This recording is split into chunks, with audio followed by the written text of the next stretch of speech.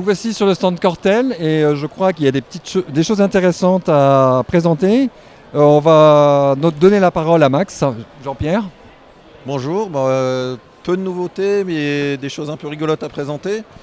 Là on a la sellette qu'on a développée pour la X-Alp, donc pour Nelson et Antoine. Donc on a fait un petit exercice de style, on est parti d'une Colibri, notre sellette de marchot actuelle, et on a allégé au maximum, on est allé chercher l'extrême. Donc c'est une sellette à 780 grammes avec plein de petites astuces techniques. Donc des renforcements d'acron collés, des renforcements d'inéma, ligne d'inéma. On a fait un truc rigolo sur la planchette de nez où finalement il n'y en a plus, elle disparaît. On a fait ce qu'on appelle un trou de nez. Il y a juste un cerceau, l'idée vient de la raquette de tennis. Donc là, nous, on a quelque chose qui fait 40 grammes et qui est vraiment très très solide. C'est là où on fait le plus de gains. Et puis après, on a poussé à l'extrême sur les matériaux, les tissus. C'est une sellette qui est extrêmement complexe à produire.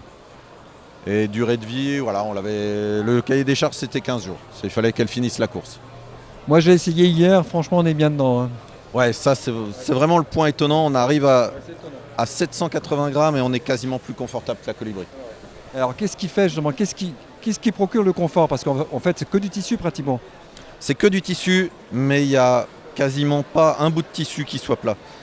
Tout est mis en forme, c'est que du moulage en fait sur un corps humain. Ce qui fait le confort, c'est la répartition du poids sur la plus grande surface possible. C'est diminuer les points de pression.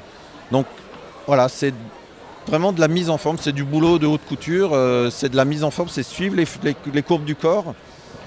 Et donc voilà, tout se passe à chaque changement de courbure dans le dos, sur les fesses, sur les hanches, et c'est de limiter les points de pression. Donc là, il y a un énorme boulot, et puis après quand même de répartir cette masse, de faire des répartitions, parce qu'après on se retrouve quand même pris comme un point.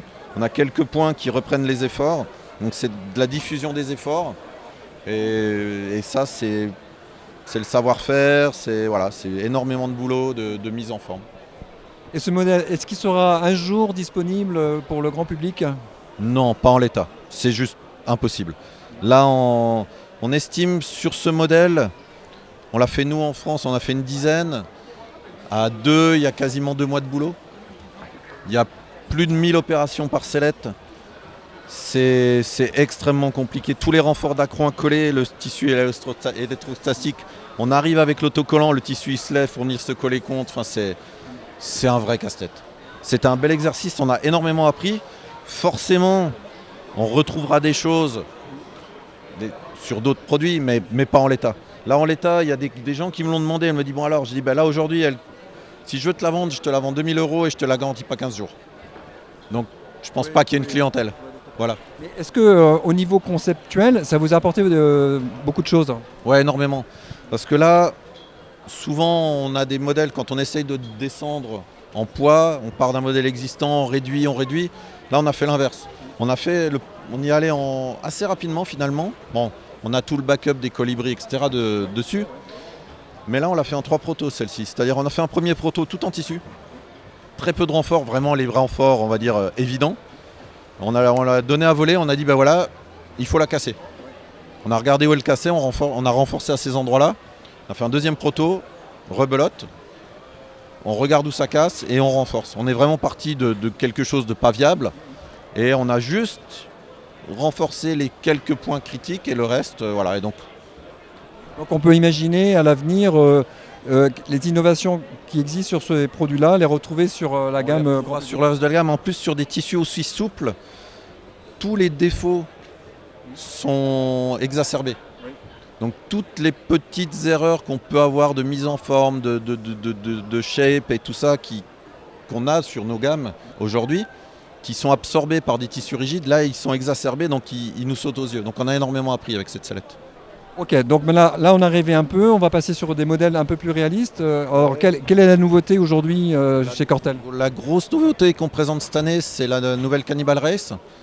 C'est quand même là-dessus qu'on a créé l'image de la marque. On a été plus présent en compétition depuis quelques années, donc là on a quelque chose qui est prêt.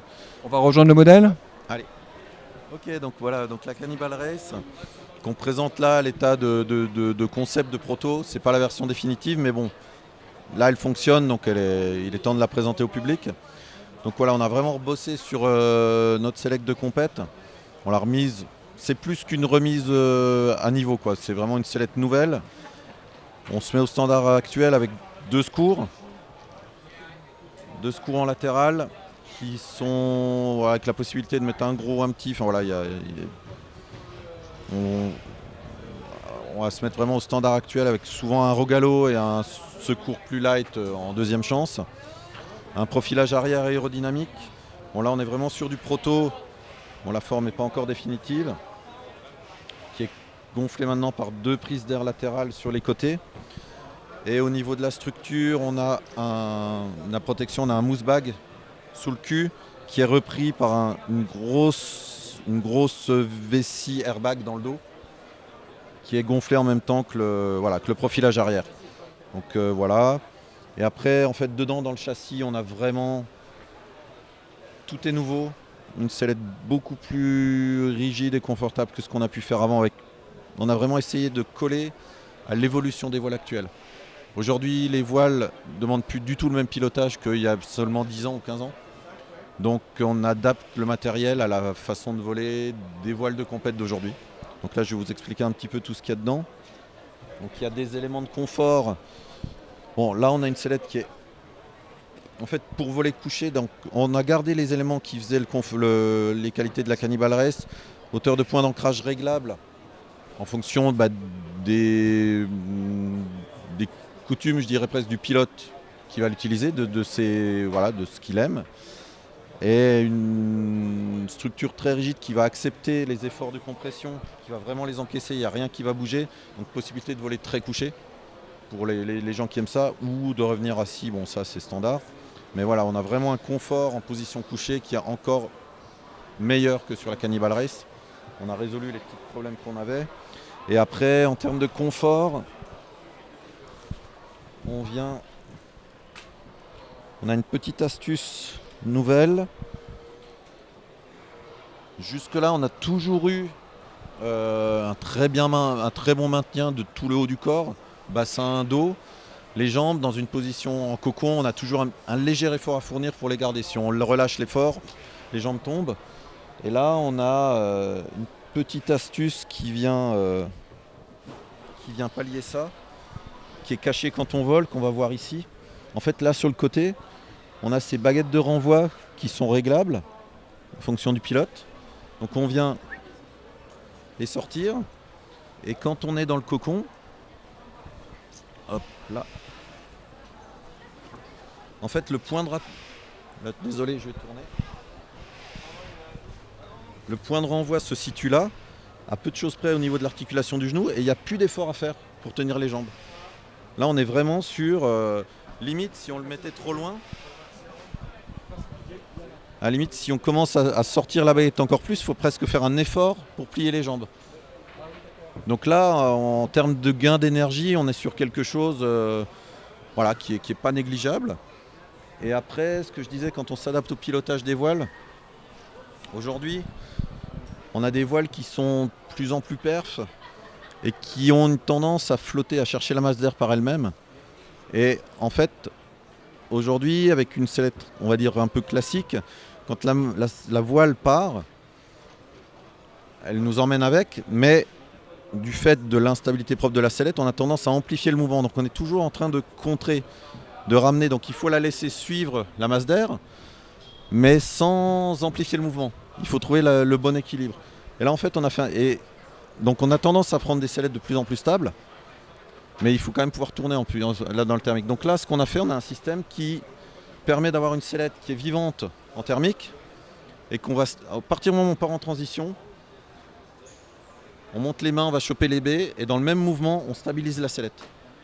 On a un système d'ABS, un croisillon réglable, qui est super naturel à mettre en œuvre. Et là, on a vraiment une sellette très stable qui fait bloc avec la sellette et on a fait beaucoup d'essais. En transition, il y a un gain clair à deux voiles identiques, masse identique. On a un petit gain juste sur la flottaison de la voile dans les conditions de transition en conditions voilà. conditions de compétition. Et cerise sur le gâteau, on s'est rendu compte que le système, donc vraiment facile et naturel à utiliser, et en plus on s'est rendu compte que c'était une aide en thermique. C'est-à-dire on rentre dans le thermique, une fois que le thermique est installé, on sait qu'on va y rester longtemps, on le met en asymétrique et ça nous pose dans le virage. Et c'est une sorte d'assistance au thermique. Voilà, donc ça c'était pas prévu dans la théorie, mais dans la pratique ça marche super bien. Et on a quelque chose qui est vraiment sympa et qui est nouveau. Ah oui, là, c'est vraiment une innovation, ça n'existe pas. Ah ouais, complètement. Ouais, ouais. Et justement, il y a pas mal de compétiteurs qui sont passés voir ça, et ils en ont parlé entre eux, ils ont déboulé. Ils disent c'est marrant parce qu'aujourd'hui, maintenant les voiles on peut plus rien faire, on peut plus les régler, mais les sellettes restent open class et maintenant les réglages sont sur la sellette. Donc ça c'est vraiment nouveau. Bon puis après c'est plus classique, fermeture du cocon, un grand cockpit, encore une fois au goût du jour, pour pouvoir mettre les instruments d'aujourd'hui, donc des tablettes 7 pouces, des batteries externes, puisque l'instrumentation évolue aussi. Donc voilà, je pense que sur celle-là, on a vu le principal. Waouh. Chapeau, ouais. Bravo, bravo.